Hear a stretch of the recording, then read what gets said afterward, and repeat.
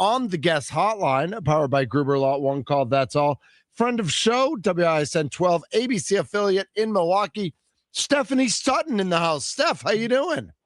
Hi, Mitch. How are you doing this afternoon? I'm doing okay. I'm doing okay as well. I know you've been keeping a close eye on the Badgers, but before we get to Badgers, before we get to Olympics and all the things that you've been talking about and paying attention to, we just talked quite a bit about the automatic ball strike system and robot umpires and referees and the conflict between tradition versus getting every call right and the importance of some calls versus other calls.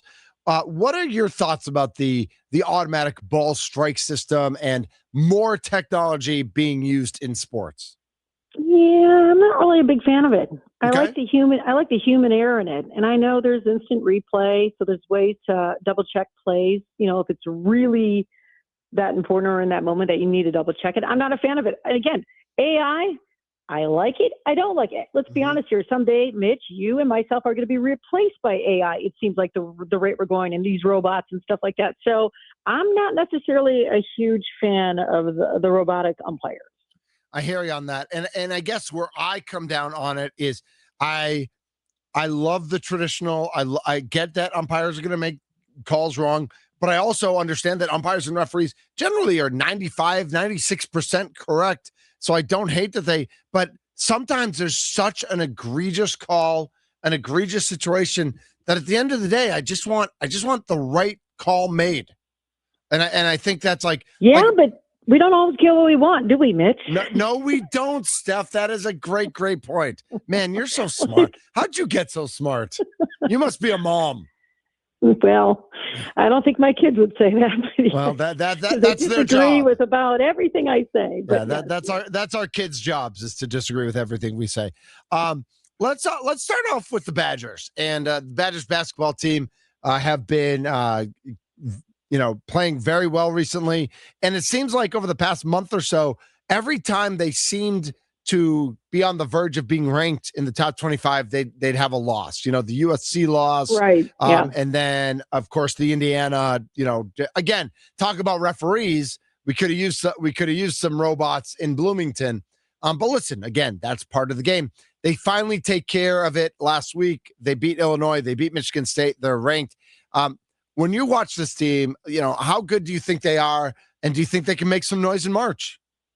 I definitely do. I'm a big fan of John Blackwell and Nick Boyd, and I think Nolan Winter is fantastic, and I just think they seem to be gelling, peaking at the right time. I mean, compared to how they were playing together earlier this season, obviously some hit or misses there, but the fact that they got 2 top 10 wins in the past week over 2 top 10 opponents on the road at Illinois, are you kidding me? I mean, I was not expecting that. Michigan State, I thought they definitely had a shot at, especially coming off the high of winning at Illinois, but they crushed Michigan State. I mean, it wasn't even close. And again, the fans storming the court. I have a daughter that goes to the University of Wisconsin-Madison. I'm all for them storming a court at any time because let's be honest, we got to celebrate the highs. The national championships are few and far between for the University of Wisconsin, except for the women's volleyball team and the men's and women's hockey teams. So yes, but again, getting back to the Badger basketball teams, hey, let's get back to those, back-to-back Final Fours they had over a decade ago. I covered both those Final Fours. Boy, that was fun. That would be super fun to do that again. I predict that I don't know if they're going to get that far, but definitely Sweet 16 seems it's in their future for sure. I think that's what we have our eye on as Badgers fans, right, is getting to that second weekend. Because as good as Greg Gard has been in the regular season, and he's been very good, the tournament success hasn't quite followed. And I'm excited to see how that all plays out this year because, if they're right now they're slotted as a 7 seed, if they could work their way up to a 6 seed, they're still going to be an underdog in that second game, taking on a 2 seed or a 3 seed. I think a 6-3 matchup might be a little easier than playing a 2 seed, but I think they've played their way out of that 8-9 where they would have to face a 1 seed. How important is it for Greg Gard, though, to get to that second weekend and to see, for all of us Badgers to be able to watch our team that second weekend? Are you regarding like for job security, how important it is for him, or just for his legacy? Maybe legacy. Yeah, more for legacy. Yeah. Yeah, I mean, that would be huge. I mean, huge for any coach. I mean, again, he wants to get to that point. He wants to get to that next level. Now, do they have to run the table to get a higher seed? I mean, of course, that would help. They're going to have, I shouldn't say, there's going to be a loss or two along the way, including the Big Ten tournament. But man, I don't know. I mean, there is a shot. They're playing so well. They handed Michigan, correct? Their only loss of the season so far. Yep, and it was at Michigan. Right. Oh, you know why we don't know about that? We were discussing this in the sports department the other day. You're like, man, what was that Michigan game? It was the same day as the Packers and Bears playoff game. Yep, because we were ready to celebrate a double win, and we should have been. We should have been celebrating a double win that day, and then everything fell apart. But yeah, I mean, I know they're down in the standings for the Big Ten. I feel like, maybe they may get another loss or two along the way here, but they are playing really, really well. And for getting back to your question about Greg Gard, yeah, of course that would help his legacy. Let's get back to a Sweet 16. It's been a while since they've been there. I don't have the math in my head. You would probably know offhand how many years it's been. It's definitely been a while. It's been a decade since the Final Four. But I kind of feel like this team has it in them to do it. They seem really talented. They seem to be gelling at the right time. I know it's February. You want to peak in March, but things are looking good right now. Absolutely. Stephanie Sutton, WISN12, ABC affiliate in Milwaukee, joining us on the Mason Crosby Show. You mentioned the big three. You mentioned Boyd, Blackwell, and Winter. And I just want to take a moment to kind of appreciate what Nick Boyd's been able to do. In this day and age of NIL and, there's no transfer rules anymore. You don't have to sit out a year. You can transfer inside a conference, which are all things that were very hard to do and were really detriments in the past. We saw how big of a deal John Tanji was last year, and he was great. And Nick Boyd is kind of like, and 2 years ago, AJ Storr did the same thing. And now Nick Boyd has just picked it up. And, a guy who averaged 13 points a game last year, averaging better than 20 this year. How exciting has he been for this program? Oh, he's been super fun to watch. And especially I've only been to one game in person, but he's an incredible player to see in person. Again, thank goodness for the transfer portal. Another one, Andrew Rohde. I know he's not having the numbers of a Nick Boyd or John Blackwell this season, but former Brookfield Central star went to up north in Minnesota. You had to give a plug to Brookfield Central, didn't you? I had to, but I love it. I love it that he did eventually transfer, through the transfer portal. If this, transfer portal doesn't happen in the last, so many years, there's no way he's at Wisconsin right now. I kind of wish he was there to begin with. Sure. But again, he had to take a couple stops to get here. And I think he's definitely, helping out the team as well. But, getting back to Nick Boyd, that is so exciting to see a player just, it just says about what team you are on, you know what I mean? And the way the coach uses you. And I think he just seems to be working best in the Greg Gard system right now, Nick Boyd. And that obviously only benefits the Wisconsin Badgers. Absolutely. I know we're excited to watch the game tonight. Badgers are at Ohio State. And again, there are no gimmies in the Big Ten. I mean, Ohio State is 16-9. They're 8-6 in the conference. That's not a game you just show up and win. But if the Badgers play their game, that should, knock on Formica, be another nice road win for the team. And it's always fun when the Badgers beat the Ohio State. In any sport. I agree. All right, from one Brookfield Central athlete to another, let's turn our focus to the Olympics. And Stephanie, have you ever luged? I have never luged. Would you ever? Would you have ever? In let's say 20 years ago, because I was going to say my age right now, no chance. But maybe 20, a couple years ago. 20 years ago, maybe my daughter's age. She's 20. Yeah, that's a possibility. Yeah, I could see her wanting to do it too, although she's a little too tall for it. Maybe not. I don't know. I don't know what height you need to be for luge, but I heard somebody say recently, because they were asking what's harder or what's scarier, luge or skeleton, and they actually said luge is scarier because you can't really see where you're going. As opposed to skeleton, even though it's head first, you can at least see where you're going. I can't imagine going down a mountain 80 miles an hour and not seeing where you're going, Steph. No, that's insane. Well, I was watching the skeleton the other night. I actually think that's more insane to go head first. But I can see what you're insane. Saying. Yeah. Right. But with your feet, you don't maybe have that guidance as you're going down the chute or whatever, the ice the icing that they have there. But yeah, so my daughter, who's a University of Wisconsin-Madison student, is doing her semester abroad in Italy. And let me tell you, hold on. Did she do that on purpose because of the Olympics? Nope. She had no idea until October where she was even going. In fact, she thought she'd be going into Florence. Okay. Doing it there. She wanted Italy. She just didn't know where she would be going. But she's in the business school at Madison, and through the business school, she got into Bocconi University, which is also a business school, but it's in Milan. And so when she went there, when she told us finally, I think it was early November when she actually found out, saying, "Hey, this is where I'm going." We said to her, "You realize the Olympics? You're going to be there right in the middle of the Olympics." So cool. So my daughter's like me. She's a big time sports fan. Yes. I mean, she roots for the Badgers quite a bit. She's already been to the U.S. women's hockey game. She went a week ago. She saw them beat Canada. Nice. She did get a ticket. She bought a ticket to the gold medal game. But it was a cheaper one. It was an obstructed view ticket because the other ones were so expensive. You know what? If you're in the building, you're in the building. It doesn't matter. That's what I said. Yep. That's exactly what I said. And she's tall. She's like 6 feet. I'm like, just get in the building, peek around the corner. I go, this is the closest you might come to seeing the Wisconsin Badgers not only win a national championship, a world championship. Oh, I'm sorry, a gold medal in the Olympics. I mean, how cool is that going to be? Amazing. So she does have a ticket to that. And then last week she did take a train to Cortina to see her former classmate at Brookfield Central High School, her freshman year, competed in the men's doubles luge, Marcus Mueller. Yep. Marcus, and so tell us what, it was your daughter's experience, not yours, but tell us what she shared with you. It was incredible. I mean, to not only, again, the chances of her just being in Italy at this time and then a former classmates competing in the Olympics. And by the way, she had class that day and she was concerned about missing class. Oh, no. I'm like, she's a big time student. I'm like, Kate, skip it, life experience. And she's like, yeah, without a doubt. So she did skip it. She goes up to Cortina. She had to take the train. It's like 6 hours from Milan to put this all, you want to see the geography of Italy or whatever. It took a while to get there, but she did have to take a train up there. And she stayed with his family, which was great. They had a ticket for her and everything. The Muellers were so generous. They had an Airbnb in the mountains. I mean, it was just gorgeous. She said the city of Cortina itself. But the event, you walk in, you go in with like a mass of people. And she said she compared it to like an F1 race where they whiz by you for like 1 second. Yep.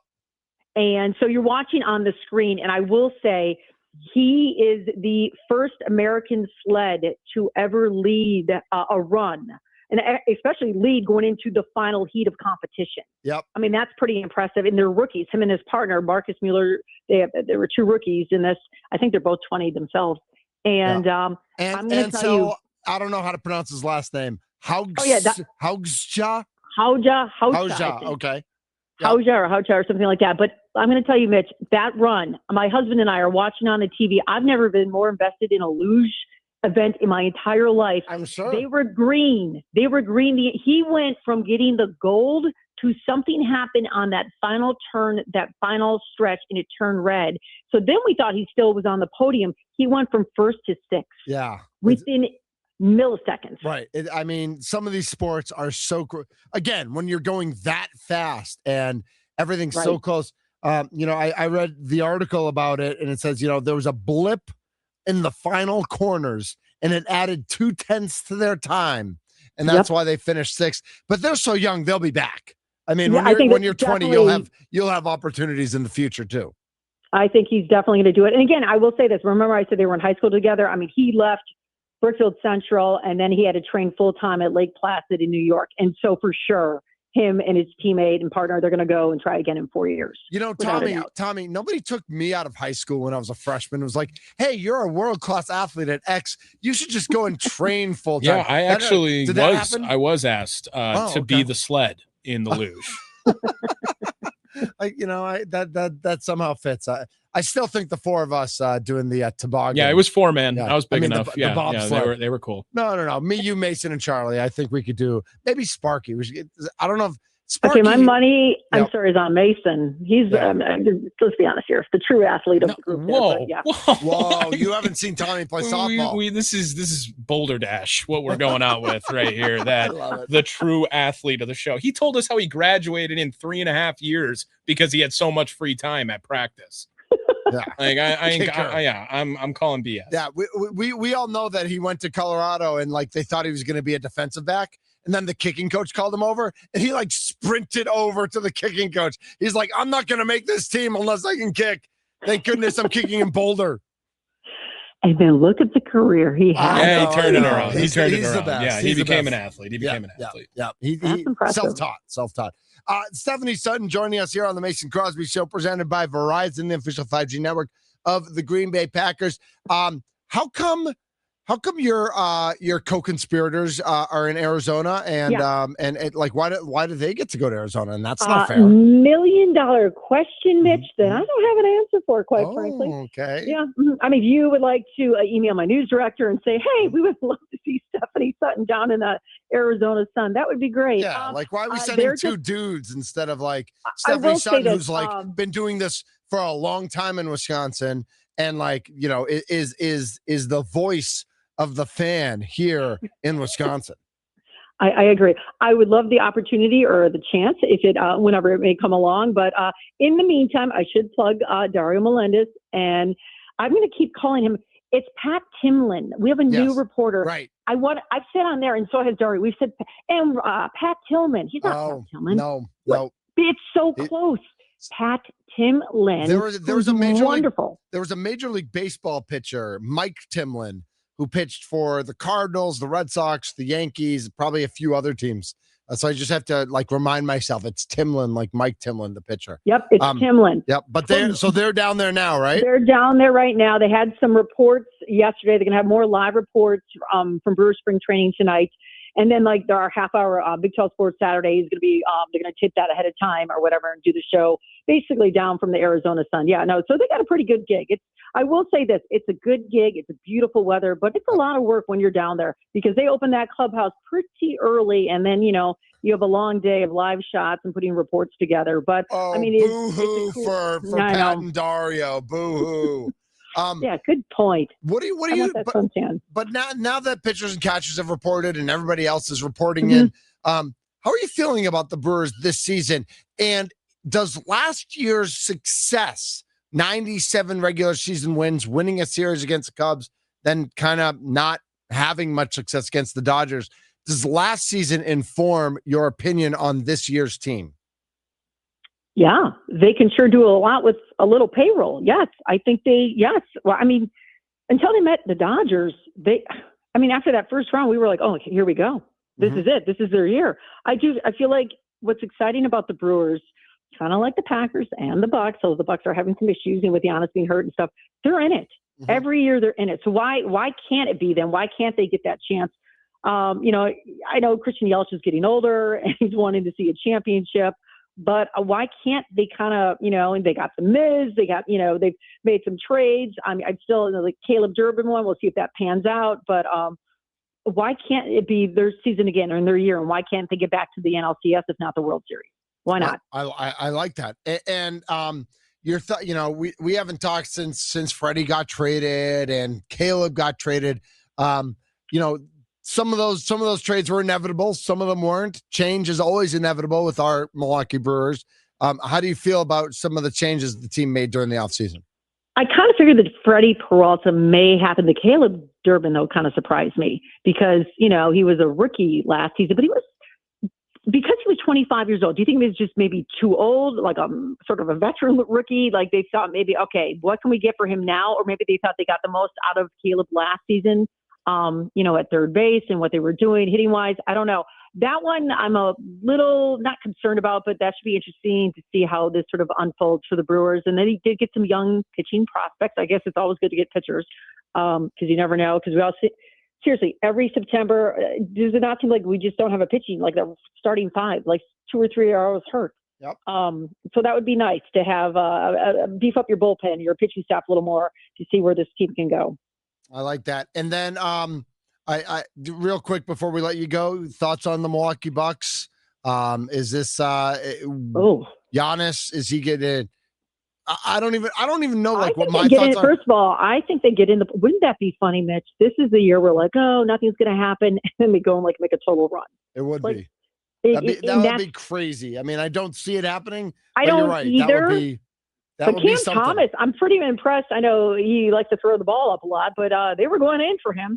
Yep. And I know Giannis was like that. And again, I think they won 5 of 6 heading into the All. Yeah, that is correct. 5 of 6. And they go to New Orleans on Friday. So they play the Pelicans. And Giannis, whenever he'll get back, I think they definitely make it to the play-in tournament. And you never know. It's all about health, right? If Giannis comes back and stays healthy. Yeah. But is that for the good of the franchise? Like, or would it be better if they stayed where they are now and like we're in line to get the 9th overall pick? Well, that's what I'm hearing too. This is a really good draft pick here. So but you're not going to tank. You're never going to tank. You're not going to tank, but there's a difference between tanking and, what the coaching staff and front office do is different. The players are never going to tank. But like if Giannis comes back and you tell him he's on a 20-minute a game limit because you don't want him to tear his Achilles, like that's not tanking, but it's not tanking either. Well, that's just sort of being smart. Right. Make sure he doesn't further injure himself. Yeah. I do love the fact that after all that trade talk that he's here. He's here because I don't know what you thought on that. And he wants to be here. And I love, what did he say? Legends lead or something they attract. Yep. I think that was great. And he played that clip from The Wolf of Wall Street with Leonardo DiCaprio. I love that. I thought that was great. And it says a lot about Giannis and Giannis wanting to stay here and wanting to win another championship here.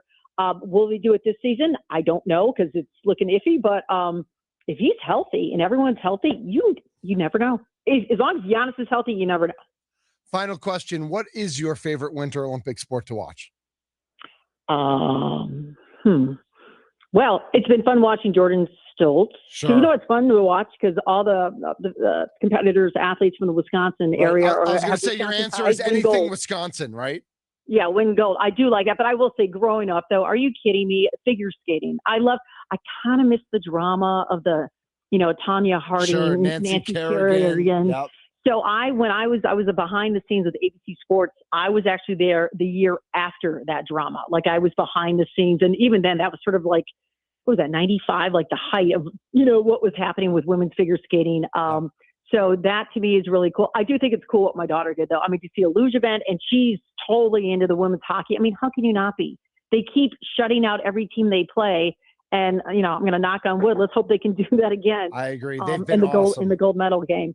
Can I add one more thing? Because it's Mardi Gras. Please do. Okay, so I was before here. I was in San Francisco. Before there, I was in Monroe, Louisiana, and I was in Jackson, Mississippi. So often I would go down to Mardi Gras. And let me tell you, you can get bees without showing anything. Oh, just let really? Me know. Oh, yeah. Oh, as long as you're like you just disappointed Tommy. Tommy wanted to show something, I think. Well, that's on him. Yep. You don't have to show anything. You just get beads. So or you go to the parades. They have all those parades in downtown New Orleans. Throwing out, yeah. Correct. I feel like there's some fun in the tradition of also, I don't know.